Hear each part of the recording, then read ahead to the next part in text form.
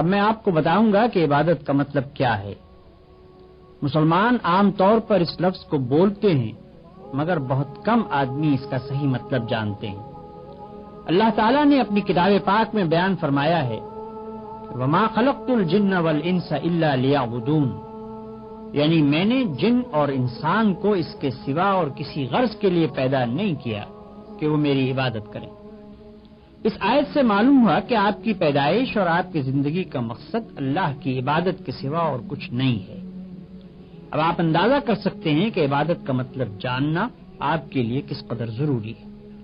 اگر آپ اس کے صحیح معنی سے ناواقف ہوں گے تو گویا اس مقصد ہی کو پورا نہ کر سکیں گے جس کے لیے آپ کو پیدا کیا گیا ہے، اور جو چیز اپنے مقصد کو پورا نہیں کرتی وہ ناکام ہوتی ہے۔ ڈاکٹر اگر مریض کو اچھا نہ کر سکے تو کہتے ہیں کہ وہ علاج میں ناکام ہوا۔ کسان اگر فصل پیدا نہ کر سکے تو کہتے ہیں کہ وہ زراعت میں ناکام ہوا۔ اسی طرح اگر آپ اپنی زندگی کے اصل مقصد یعنی عبادت کو پورا نہ کر سکے تو کہنا چاہیے کہ آپ کی ساری زندگی ہی ناکامیاب ہو گئی۔ اس لیے میں چاہتا ہوں کہ آپ لوگ پورے غور کے ساتھ عبادت کا مطلب سنیں اور سمجھیں اور اسے اپنے دل میں جگہ دیں، کیونکہ اسی پر آپ کی زندگی کے کامیاب یا ناکام ہونے کا انحصار ہے۔ عبادت کا لفظ عبد سے نکلا ہے۔ عبد کے معنی بندے اور غلام کے، اس لیے عبادت کے معنی بندگی اور غلامی کے ہوئے۔ جو شخص کسی کا بندہ ہو، اگر وہ اس کی خدمت میں بندہ بن کر رہے اور اس کے ساتھ اس طرح پیش آئے جس طرح آقا کے ساتھ پیش آنا چاہیے تو یہ بندگی اور عبادت ہے۔ اس کے برعکس جو شخص کسی کا بندہ ہو اور آقا سے تنخواہ بھی پوری وصول کرتا ہو مگر آقا کے حضور میں بندوں کا سا کام نہ کرے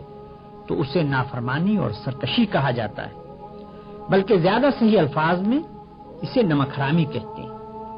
اب غور کیجئے کہ آقا کے مقابلے میں بندوں کا سا طریقہ اختیار کرنے کی صورت کیا ہے۔ بندے کا پہلا کام یہ ہے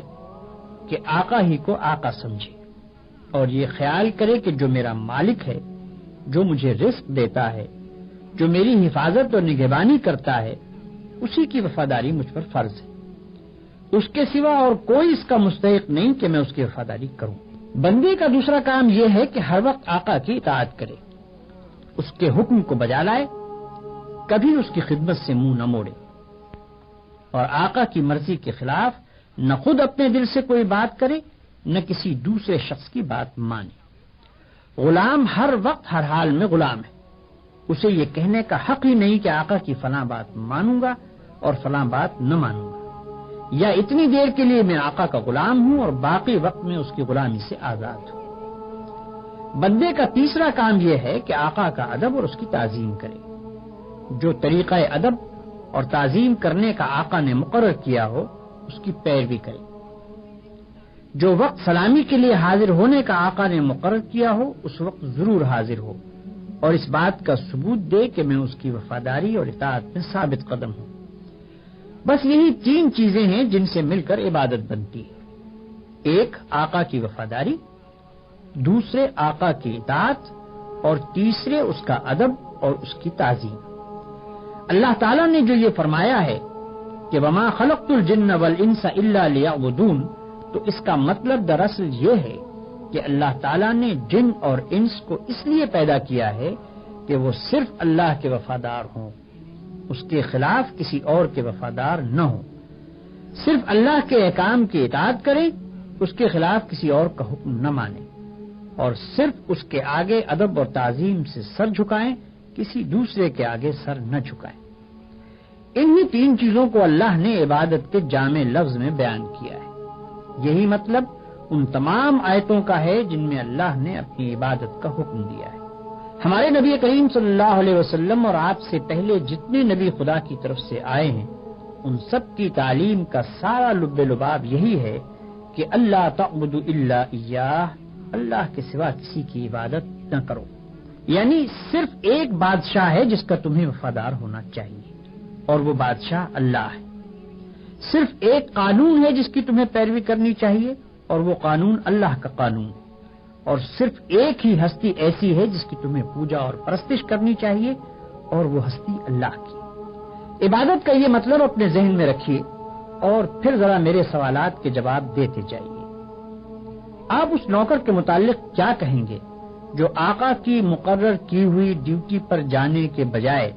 ہر وقت بس اس کے سامنے ہاتھ باندھے کھڑا رہے اور لاکھوں مرتبہ اس کا نام جپتا چلا جائے؟ آقا اس سے کہتا ہے کہ جا کر فلاں فلاں آدمیوں کے حق ادا کر، مگر یہ جاتا نہیں،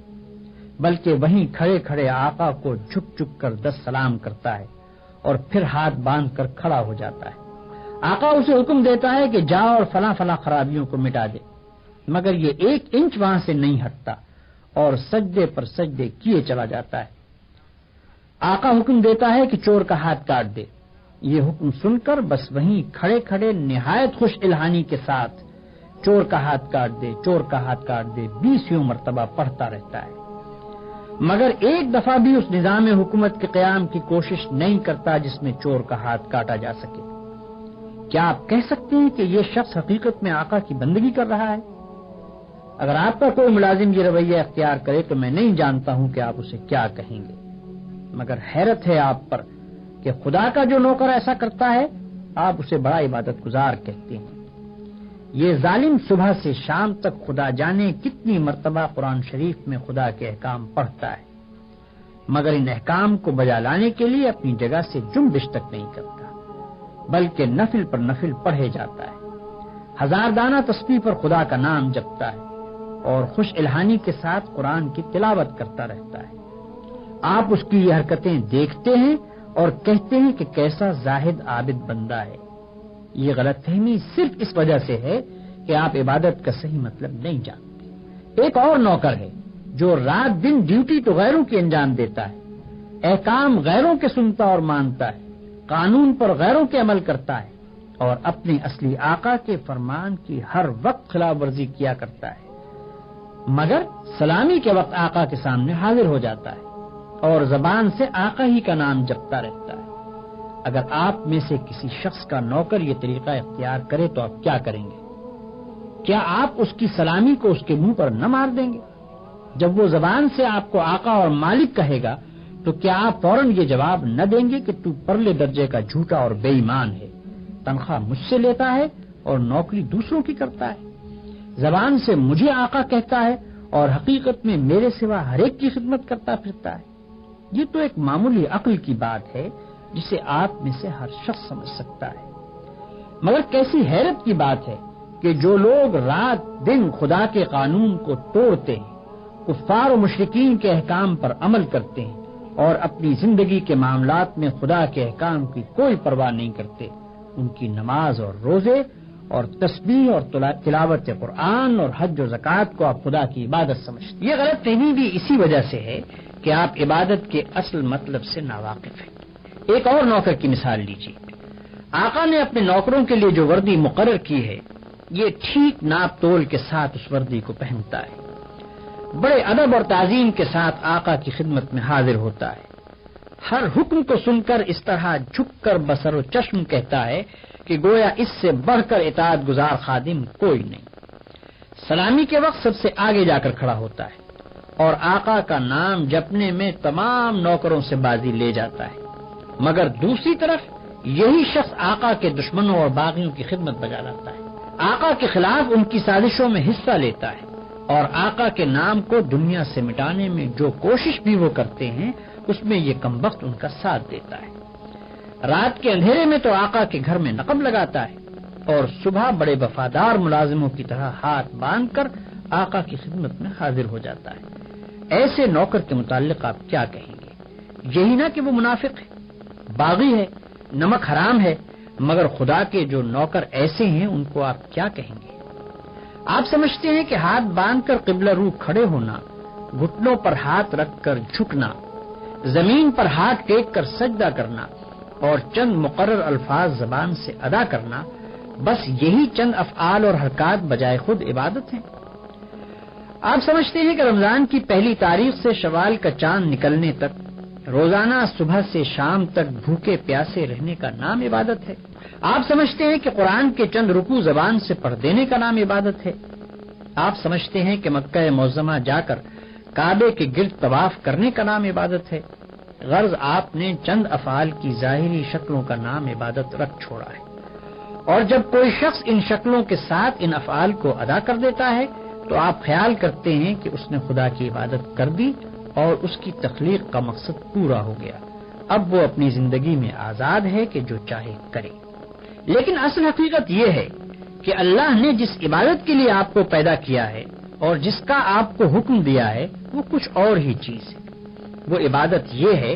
کہ آپ اپنی زندگی میں ہر وقت ہر حال میں خدا کی اطاعت کریں اور ہر اس قانون کی پابندی سے آزاد ہو جائیں جو قانون الہی کے خلاف ہے۔